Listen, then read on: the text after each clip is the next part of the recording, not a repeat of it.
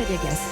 Le maire de Troyes et le président de l'association des maires de France, François Barouin, est votre invité, Audrey Caspomarra. Bonjour François Barouin. Bonjour. Avec Hervé Morin pour les régions et Dominique Bussereau pour les départements, vous réclamez un choc de la décentralisation semblable à celui imposé par Gaston Defferre en 1982. 3 anciens ministres de Nicolas Sarkozy qui se réfèrent à une réforme menée sous Mitterrand. C'est la nécessaire révolte de l'ancien monde ? Un point de vue, c'est surtout une réalité d'un État qui, au fond, additionne depuis plusieurs décennies, tout gouvernement confondu, y compris ceux auxquels nous avons participé, bien sûr, une forme d'impuissance qui fait qu'on est au bout d'un chemin. Ça fait plusieurs mois, plusieurs années que les maires de France, les départements, les régions alertent l'État, pas que ce pouvoir, pas que le président Macron, le président Hollande.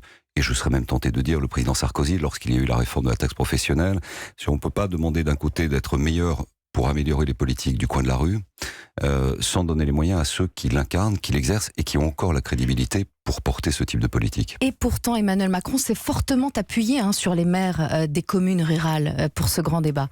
Est-ce que vous le considérez toujours comme le président des grandes villes, des grandes métropoles ?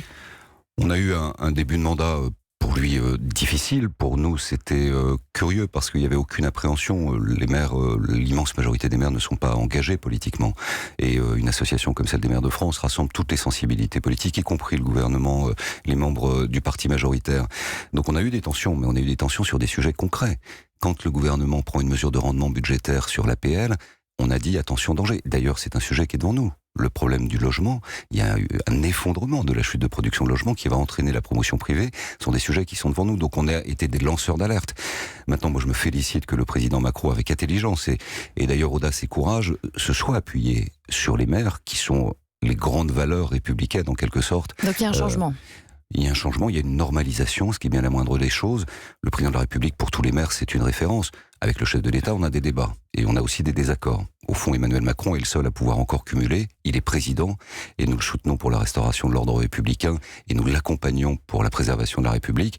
Il est également chef de l'État, c'est son autre fonction. Et là, nous avons des débats. Nous lui proposons une porte de sortie dans ce grand débat. Cette porte de sortie, c'est une nouvelle décentralisation très ambitieuse. Alors, François Barouin, parmi vos revendications, vous réclamez une augmentation des dotations de l'État, notamment pour compenser la suppression de la taxe d'habitation. Le principe de la décentralisation, n'est-ce pas au contraire de s'affranchir des moyens de l'État ? Alors, c'est un problème. C'est pas qu'une affaire de gros sous, et c'est pas qu'une affaire de moyens. Parce que plus de dotations, c'est plus de dépenses publiques. C'est pas à l'ancien ministre du budget que je l'apprendrai. Les maires, ils sont à la disposition de leurs administrés, et ils sont des caisses de résonance des problèmes qui se posent. Si on dit les régions font du développement économique, alors il faut tout leur donner. Exemple, l'accompagnement du financement de parcs de développement économique, l'accompagnement d'entreprises d'investisseurs étrangers, la formation, et pourquoi pas Pôle emploi. Si on dit les départements mènent les politiques de solidarité pour les personnes âgées, pour les handicapés, pour les plus démunis, alors dans ces conditions, c'est toute la filière d'insertion qu'il faut porter. Ça veut dire que l'État doit changer sa culture, aborder différemment ces problématiques, et nous souhaitons, du côté des maires, consacrer dans la Constitution la commune, lui conserver sa clause de compétence générale pour qu'elle soit garantie d'une certaine manière et gagée sur l'éternité. Mais quand on dit plus de dotations, c'est aussi plus de dépenses publiques. Vous avez été le Gérald Darmanin des années Sarkozy. Quand vous étiez ministre... Je le prends comme un compliment, donc. C'est à vous de voir. Je vous laisse juger. Quand vous étiez ministre du budget, si on avait creusé un trou de 10 milliards dans les comptes publics pour acheter la paix sociale, vous ne vous seriez pas fait harakiri ? Alors on a creusé un autre trou qui est la suppression de la taxe d'habitation depuis 18 mois et qui est du pur déficit puisqu'on a remplacé le contribuable local par le contribuable national. Donc vous voyez, à déficit et demi, c'est bien pour ça que c'est une impasse au fond. Et il faut garantir des ressources propres, garantir un lien entre l'habitant et le territoire. L'habitant dans une commune, il sait pourquoi il paye des impôts. Et donc la taxe d'habitation, elle avait du sens. Elle a ses injustices, mais comme les autres impôts. Donc il va falloir trouver... Mais ces fameuses dotations, en 2017 par exemple, vous avez soutenu François Fillon. Dans son programme, il prévoyait de baisser de 7,5 milliards les dotations. Donc on se demande pourquoi reprocher à Emmanuel Macron ce que vous vouliez mettre en place avec François Fillon. Oui, mais vous pourriez même aller plus loin. J'étais le Premier ministre du budget à geler les dotations. À l'époque, on avait une crise financière, on avait des déficits à 8,2%. Le gel avec une inflation à 1,7, c'était 1,5 milliard. Ce que Hollande nous a imposé, ça a été 11 milliards. Quelle est la conséquence de ces efforts demandés aux collectivités? C'est pas les maires qui refusent de serrer la ceinture, c'est moins de services publics, c'est de l'investissement public en moins 28% en 2 ans et demi.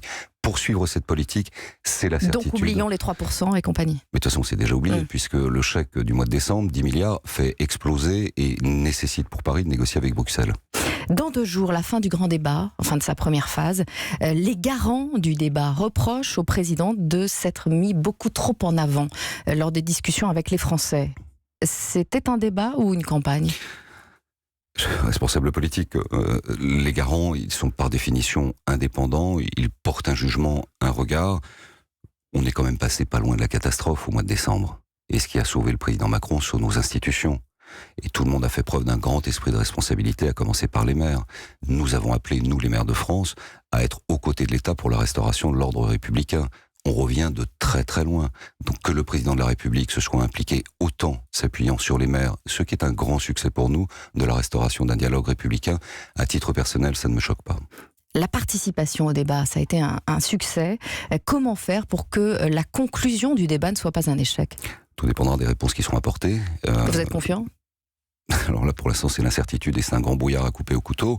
Je comprends qu'ils prennent du temps, je comprends qu'il faille analyser justement toutes les préoccupations qui ont été remontées.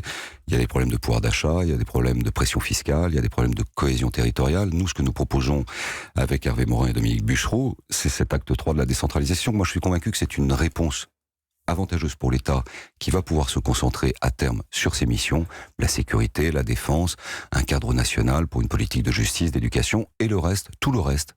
Comme on est des meilleurs gestionnaires que l'État, je vous rappelle que 80% de la dette qui asphyxie notre économie, c'est de la responsabilité de l'État. On n'en a que 9,5%, eh bien ce sera fait au plus près des gens. Et donc c'est vraiment une grande aventure dans un débat utile et c'est une grande proposition qui permet et à l'État et aux Français de se dire tiens, il y a peut-être un chemin différent qui est proposé actuellement. François Baroin, Jean-Pierre Raffarin a décidé de rallier Emmanuel Macron pour les européennes. Et vous restez absolument fidèle à Laurent Wauquiez ? Je suis un fondateur de l'UMP, je reste fidèle à ma famille politique, je suis libre de tout, je suis libre de tout, je suis indépendant, j'ai mon parcours, je n'ai plus de mandat qu'un mandat local, j'ai démissionné du Parlement, je suis plus dans les instances du parti, je n'ai pas voulu, j'aurais pu faire d'autres choix, mais j'ai voulu aussi me réinventer et tracer une autre route. Je regrette évidemment le départ de Jean-Pierre Raffarin, mais je souhaite que ma famille politique fasse le meilleur score possible pour ces européennes, ne serait-ce que pour le débat démocratique. Mais vous comprenez son départ, son ralliement à Emmanuel Macron et pour les européennes.